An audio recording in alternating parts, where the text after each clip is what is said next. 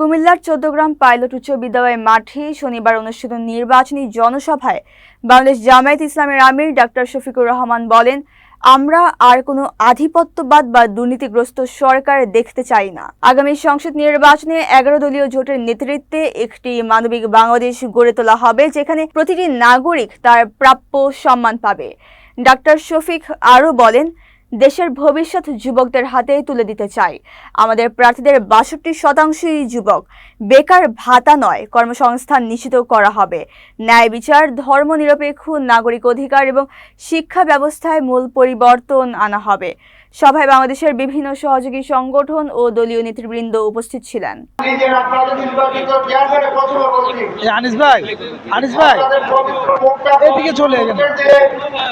আগামী দিনে ১৪ গ্রামের সকল জনতার উপকৃত হবে।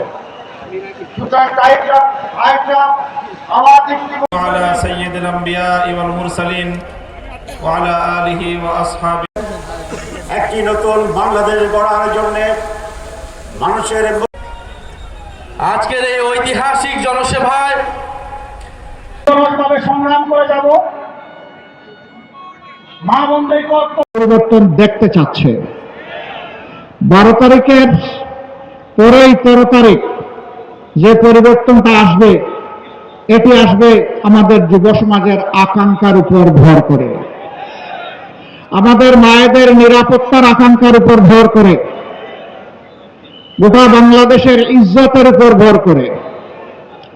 আমরা আর কোনো আধিপত্যবাদকে মানব না, আমরা আর কোনো ফ্যাসিবাদ দেখতে চাই না, আমরা আর কোনো দুর্নীতিগ্রস্ত সরকার এই দেশে দেখতে চাই না। আমরা একটি মানবিক বাংলাদেশ দেখতে চাই। সেই বাংলাদেশের আপনাদের দোয়া এবং ভালোবাসায়, মহান আল্লাহ তাআলার ইচ্ছায় বিইজনিল্লাহ ইনশাআল্লাহ এই 11 দল আপনাদের পক্ষ হয়ে এই জাতি পরিচালনা করবে।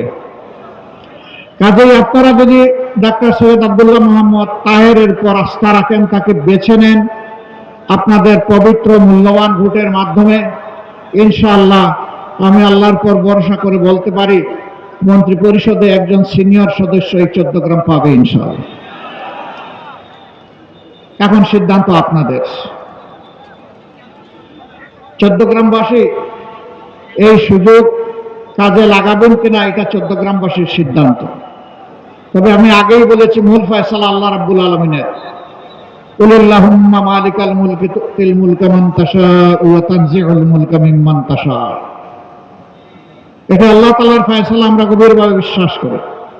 তবে যেহেতু 15.5 বছর বিশেষভাবে বাংলাদেশের মানুষ, আলেম ওলামা, রাজনৈতিক প্রতিপক্ষ আওয়ামী লীগের যারা ছিলেন, সিভিল সোসাইটির সদস্যবৃন্দ, সাংবাদিক বন্ধুগণ, এক কথায় সারা দেশবাসী যেহেতু মুসলিম ছিলেন আর আমরাও মুসলিম ছিলাম, আমরা আশা করছি এখনো যারা মুসলিম তাদের পক্ষেই বাংলাদেশ থাকবে ইনশাআল্লাহ। আর একটা কথা একেবারেই পরিষ্কার করতে চাই, আমরা দলীয় কোনো শাসন এই দেশে দেখতে চাচ্ছি না। আমরা জামাতে ইসলামের বিজয় চাচ্ছি না, আমরা 18 কোটি মানুষের বিজয় চাচ্ছি। 18 কোটি মানুষের বিজয়ী হবে আমাদের 11 দলের সবার বিজয়।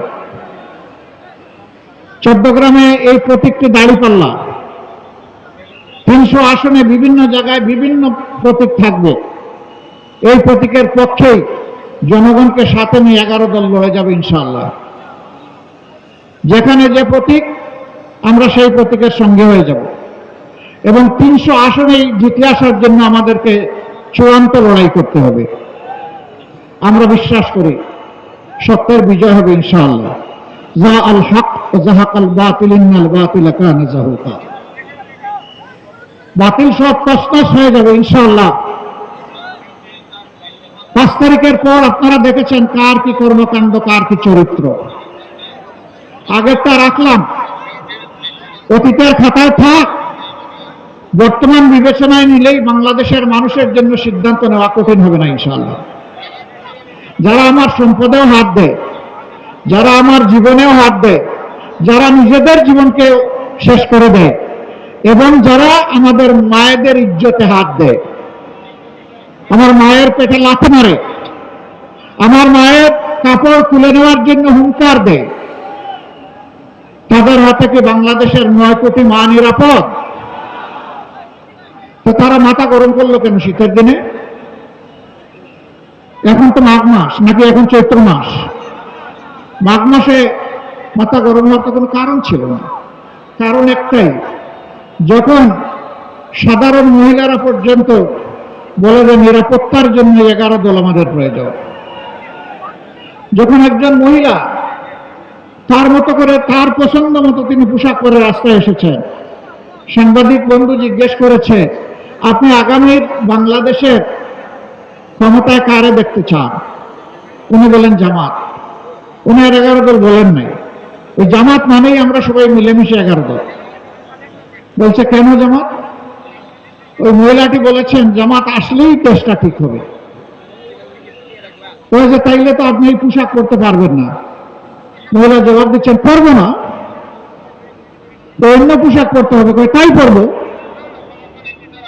আচ্ছা, জামাতের কোন জিনিসটা আপনার ভালো লাগে? তো জামাতই আমার ভালো লাগে। এই যে মা বোনদের এই অ্যাটিচিউড, তারা তাদের আস্থার ঠিকানা হিসাবে 11 দলকে এখন দেখছে, এইটাই কাউকে কাউকে একটু পেরেশান করে তুলেছে। ভাই, আপনারও তো ঘরে মা আছেন, বোন আছেন, আপনার স্ত্রী আছেন, জায়া আছেন, একটু তাদেরকে সম্মান করুন অন্তত। যদি তাদেরকে সম্মান করেন, তাহলে তাদের মতো আরেকজনের দিকে তো আপনি লাল চোখ দিয়ে তাকাবেন না, তাদের মতো আরেকজনকে আপনি বিরক্ত করবেন না, তাদের মতো আরেকজনের গায়ে আপনি হাত দিবেন না। কিন্তু আপনি যদি হাত দেন, তাহলে এই মায়েদের সন্তান নাই? হ্যাঁ, এই সন্তানেরাই তো সব ধরনের ফেসিবাদের বিরুদ্ধে জেগে উঠেছিল জুলাইয়ে, যেই জুলাইকে অনেকে স্বীকার করেন, আবার অনেকে করেন না। এদেরকে তুচ্ছ তাচ্ছিল্য করেছেন, তাই আমরা দেখেছি। সেই ছেলেরা ঘুমায় পড়ে নাই।